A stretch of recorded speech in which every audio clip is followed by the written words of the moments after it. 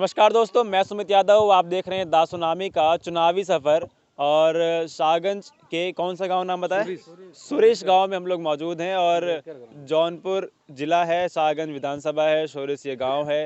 रास्ते से जा रहे थे, बाहर बाबा साहेब अम्बेडकर की मूर्ति देखी तो गांव में आने का विचार किया। तो यहाँ पे कुछ लोग हैं और एससी समाज जो है, दलित समाज जो है, उनकी आबादी इस गाँव में ज़्यादा। और लगातार हम लोग बात उनकी करते हैं कि किस तरीके से भेदभाव, किस तरीके से जातीय अत्याचार लगातार, जातीय शोषण लगातार अब बीते 7 साल में बढ़ा, वो हम उसकी लगातार बात करते हैं। और किस तरीके से कब्ज़ा कुछ लोगों का, जिन लोगों की हम लगातार बात करते हैं, कुछ लोगों का कब्ज़ा मीडिया में है, यूनिवर्सिटीज़ में है, और जो पावर सेंटर्स हैं इस देश के, पार्लियामेंट में है, जुडिशरी में है। और हालांकि इन लोगों की आबादी ज़्यादा होते हुए भी ये लोग क्यों पिछड़े हुए हैं अभी तक? क्यों अभी तक कहा जाता है कि शिक्षा का अधिकार सबको है, लेकिन क्या वाकई में सबको शिक्षा का अधिकार अभी भी है? वाकई में क्या सबके पास तक शिक्षा पहुंच पा रही है? और तमाम मुद्दों की बात जो प्रधानमंत्री और योगी जी आके लगातार, अभी चुनाव नज़दीक आ रहे हैं तो संबोधन में किए जाएंगी बातें कि हम लोगों ने बीते 5 साल में क्या क्या किया। तो आवास इतने गिना दिए जाएंगे जितनी उत्तर प्रदेश की आबादी नहीं होगी। मैं अभी से बता रहा हूँ, आएंगे वो योगी जी ये बात कहेंगे जरूर कि हमने इतने लोगों को आवास दे दिया, और उतनी आबादी उत्तर प्रदेश की नहीं होगी। इतने शौचालय हमने दे दिया, गिनती कर लेंगे तो शौचालयों की हालत क्या होगी वो भी हम देख रहे हैं। गाँव गाँव की तस्वीर में लगातार 2.5 महीने से आपको दिखा रहा हूँ उत्तर प्रदेश की। सुरेश गाँव, सुरेश गाँव में इस समय हम लोग मौजूद हैं। बाहर बाबा साहेब की मूर्ति लगी हुई है। तो आपका क्या नाम है सर? अभिमन्यु। दलित समाज से आते हैं? जी हाँ। तो क्या परेशानी है? बीते 5 साल देखिए, कैसे गए योगी जी के? 5 साल बीत गया। पहली बात तो यहाँ नाली नहीं साफ़ हुई है। हाँ, रोड पे आ जाता है पानी, लोगों को दिक्कत होती है। हाँ, प्लस कुछ हमारे गांव के ऐसे व्यक्ति, महिलाएं हैं जिनको पास आवास भी नहीं मिला हुआ है। हाँ, जैसे हमारे पास एक ये है, आप इधर आइए, इनको भी नहीं मिला हुआ है। हाँ, और कुछ लोग और कई लोगों को नहीं मिला है इधर लाभ। हम्म, और प्रधान जो है, जो अपने ही लोगों को भला किए हैं। और जिसमें मोदी जी हैं, उनके विधायक जो यहाँ पे सपा से जो जीते हैं, शैलेंद्र यादव जी, वो तो सपा से ही हैं। हम लोग दलित समाज के, हम लोग को कोई कैंडिडेट जीता नहीं हुआ है, इसलिए गांव में कोई विकास नहीं होता है। यहाँ पर देखिए, लाइन कनेक्शन हो चुका मगर बिल आ गया, मगर क्या लाइन भी पूरा नहीं मिल क्या पाता लग है। रहा है दलित समाज की बात कौन करेगा? कोई नहीं सुन रहा हम लोगों की। बहन जी की सरकार हो जाएगी तब भी नहीं सुन जाता, कोई किसी भी सरकार में कोई लाभ बहन जी नहीं भी नहीं सुनते हैं? नहीं सुना जाता है। तो बहन जी का खैर राजनीतिक परिवर्तन कुछ ऐसा रहा, जो काशीराम के ज़माने से राजनीति शुरू हुई। बहुजन समाजवादी पार्टी काशीराम जी ने बनाई। और तिलक तराजू और तलवार इनको मारे जूते चार से लेके हाथी नहीं गणेश है, ब्रह्मा विष्णु महेश तक की राजनीति जब पहुंची, तो जो परिवर्तन आया, सतीश मिश्रा को प्रदेश अध्यक्ष बनाया गया, तो तमाम चीज़ें, तमाम तस्वीरें बदलती चली गई कि दलित की बात फिर कहाँ होगी जब सतीश मिश्रा जैसे लोग आगे आगे बढ़ते रहेंगे बहुजन समाजवादी पार्टी में। तो और कुछ लोगों से बातें करते हैं। जी सर, क्या नाम है आपका? सर हिरेंद्र कुमार। कैसे गए सर बीते 5 साल योगी सरकार के?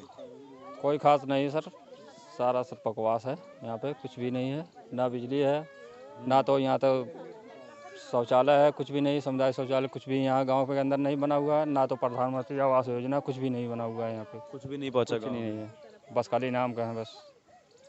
तो ये सब बहुत बड़ी, मैं लगातार इस पे बात करता हूँ, दलित समाज के लोग यहाँ पे हैं, उतना उस तरीके से आगे अभी नहीं बढ़े हैं, क्योंकि पीढ़ियाँ दर पीढ़ियाँ जो शोषण होता चला आया, पीढ़ियाँ दर पीढ़ियाँ पढ़ने नहीं दिए गया, इनकी पुरानी पीढ़ियाँ देख लो, तो शिक्षा का अधिकार नहीं रहा कभी भी। पढ़े लिखे नहीं तो तर्क शक्ति नहीं तो बोलने की हिम्मत नहीं। कुछ नेता उभर के आए, काशीराम जैसे, पेरियार जैसे, जिन लोगों ने बातें रखी। तमिलनाडु में एम के स्टैलिन हैं, तो जिन लोगों ने बात उठाने की कोशिश करी, लेकिन अभी भी वो चीज़ें उस तरीके से उभर के नहीं आ रही हैं। उस तरीके से लोग अभी भी बोल नहीं पा रहे हैं कि जो हमारा हक है, जो हमारा अधिकार है, वो कैसे मिलेगा, उसकी बात अभी तक कोई करने को तैयार नहीं है। तो और कुछ लोगों से बातें करेंगे, क्योंकि दलित समाज के लोग यहाँ ज़्यादा हैं। ना आवास यहाँ पहुँचा, ना शौचालय पहुँचा, ना कुछ सुविधाएँ जो होती हैं वो नहीं। राशन मिलता है सर कि नहीं मिलता है? राशन मिलता है, राशन मिल रहा है। राशन मिलता है। तो क्योंकि जो चीज़ें मैं बार बार बोलता हूँ कि जो योजनाएं गिनाई जाती, कागज़ों पे दिखाई जाती, बैनर होर्डिंग्स पे दिखाई जाती, वो योजनाएं अगर हम गांव में जाते हैं और हमें अगर गांव के लोग नहीं बता रहे तो उन योजनाओं का कोई लाभ नहीं। क्योंकि गांव के लोग तब बताएंगे जब उनको उन योजनाओं का लाभ पहुंचेगा। उन योजनाओं से लाभ अगर गाँव वाले उठा रहे हैं तो उन योजनाओं के बारे में बताएंगे। अगर वो योजनाएं पहुँची नहीं तो बताएंगे नहीं, तो उन योजनाओं को होर्डिंग्स और बैनर पर लगाने का कोई फ़ायदा नहीं।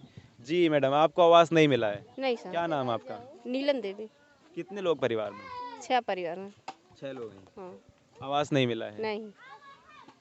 क्या लग रहा है, चुनाव चुनाव बहुत नजदीक है, तो क्या करें? किसकी तरफ जाएंगे? यहाँ कुछ नहीं मिलता भैया। क्या कह रही? एक कौ लेडीज के यहाँ जितना खड़ा है केहू को आवास ना मिला किसी को आवास नहीं किसी को नहीं मिला वह मिला जेकर जेकर जेकर अपन अपन कनेक्ट प्रधान से जेकर चाहे नोका दिए जेकर ना चाहे नोका ना दिए। हाँ हमें सब लाइटिंग ना मिला जो अलाउ हो सबको लाइटिंग मिले चाहिए लाइटिंग ना मिला।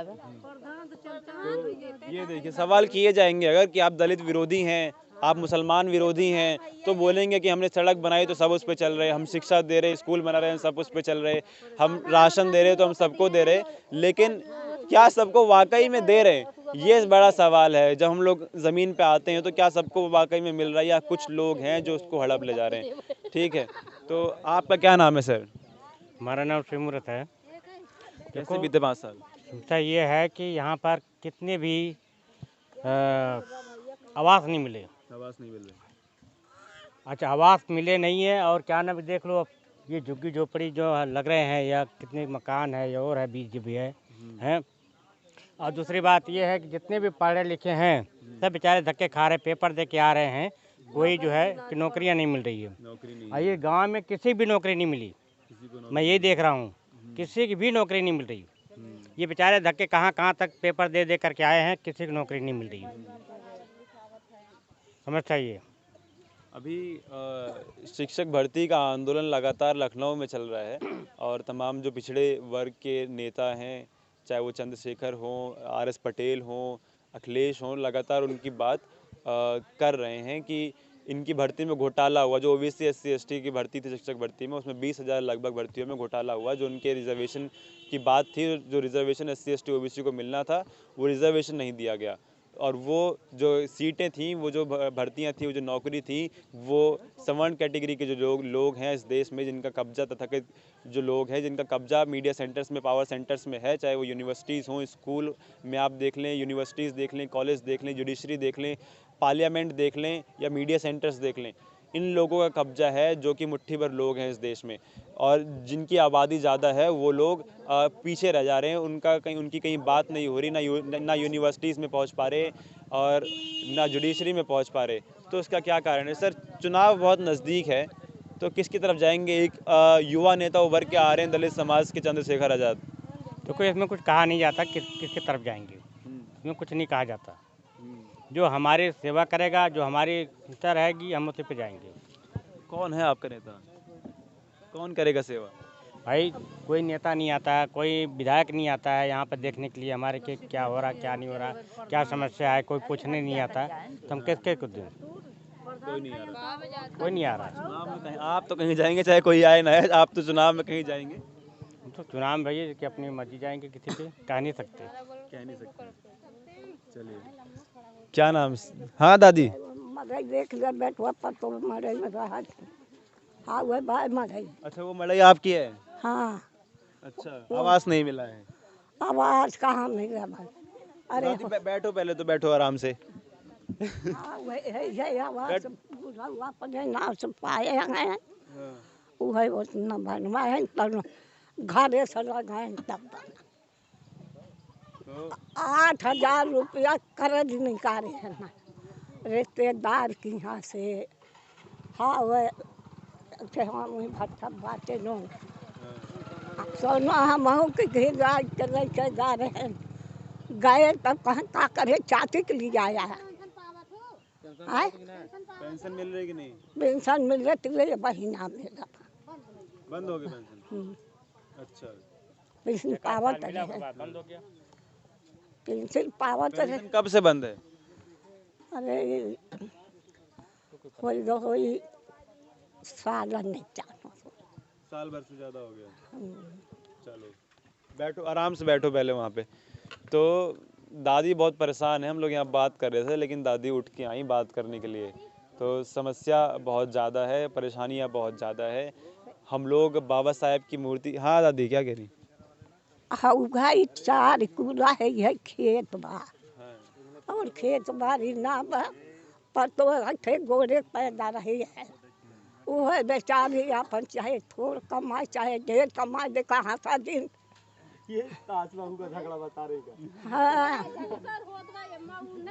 अरे बात हमहू बतावत हुए पर तो खियावत में दियावत हमें में समझ में नहीं आ रहा क्या कह रही दादी। तुम दादी बैठ जाओ ठीक। तो दादी बहुत परेशान हैं। तो परेशानी का आलम ये है कि दादी खाट पे बैठी हुई थी लेकिन उठ के अपनी परेशानी बताने चली हैं कि कोई तो सुन ले। तो ये समस्या है। हम लोग यहाँ पे हैं, बाबा साहब की मूर्ति गांव के बाहर देखी तो हम लोग अंदर गांव में आए कि गांव के लोगों का क्या हाल चाल है ज़रा जान लें। क्योंकि बाबा साहब की मूर्ति जहाँ हम देखी तो हम समझ गए कि दलित समाज के लोग, SC/ST समाज के लोग, ST समाज के लोग गांव में होंगे और क्या हालात इनके हैं। क्योंकि ये सरकार बीते 7 साल, बीते 5 साल योगी सरकार के, बीते 7.5 साल जो केंद्र सरकार है, डबल इंजन की सरकार रही बीते 4.5 साल, पौने 5 साल। तो इसमें क्या आलम रहा मुसलमानों के साथ और क्या आलम रहा दलितों के साथ, पिछड़ों के साथ, किस तरीके का सलूक, किस तरीके का व्यवहार किया गया, वो हम सभी लोगों ने देखा है। किस तरीके से इनकी सुनवाई, अभी राजस्थान की खबर है कि घोड़े पे दलित अगर सवार हो जाए तो उसकी हत्या कर दी जाती है। मूंछ अगर कोई दलित रख ले तो उसकी हत्या कर दी जाती है। और ये हर जगह की बात है, उत्तर प्रदेश हो, यूपी, बिहार, झारखंड, मध्य प्रदेश, छत्तीसगढ़, राजस्थान, भारत में बीते 7 साल में इस तरीके की खबरें और ज़्यादा बढ़ी हैं कि दलित समाज का लड़का अगर घोड़े पे सवार हो जाए तो उसको घोड़े पे बैठने का अधिकार नहीं है, दलित समाज के लड़के को मूंछ रखने का अधिकार नहीं है। तो उस देश में ये संविधान जब लागू किया गया तो उसकी बात है कि संविधान को कितना ज़मीन पर लागू किया जा रहा है। तो फिलहाल मैं ये तस्वीर यहाँ से ख़त्म कर रहा हूँ। आगे आने वाले समय में चुनाव बहुत नज़दीक हैं और हम लोगों ने देखा कि किस तरीके से चंद्रशेखर लगातार दलित समाज के जो युवा लोग हैं या पीड़ित लोग हैं उनके साथ हमेशा खड़े रहते हैं, चाहे वो आजमगढ़ में पलिया का प्रधान का मामला हो या फिर कहीं कहीं हाथरस की लड़की का मामला हो या लखीमपुर का मामला हो। तमाम जगह पे हम लोगों ने देखा कि किस तरीके से खड़े रहे। तो फिलहाल आगे की क्या तस्वीर होगी, चंद्रशेखर किसके साथ जाएंगे, ये भी एक बहुत बड़ा सवाल है। कई बार अटकलें ये लगाई गई कि चंद्रशेखर क्या पता सपा के साथ गठबंधन करें, क्योंकि साइकिल यात्रा पूरे पश्चिम में निकाली थी। तो ये तो कई सवाल हैं, ये कुछ समय बाद क्लियर हो जाएंगे और 4 महीने बाद ये भी क्लियर हो जाए कि मुख्यमंत्री उत्तर प्रदेश का कौन है। तो फिलहाल ये वीडियो मैं ख़त्म कर रहा हूँ। आपसे मुलाकात होगी दूसरी वीडियो में। जुड़े रहें हमारे साथ, देखते रहे सुनामी। तब तक के नमस्कार, खुश रहें, स्वस्थ रहें।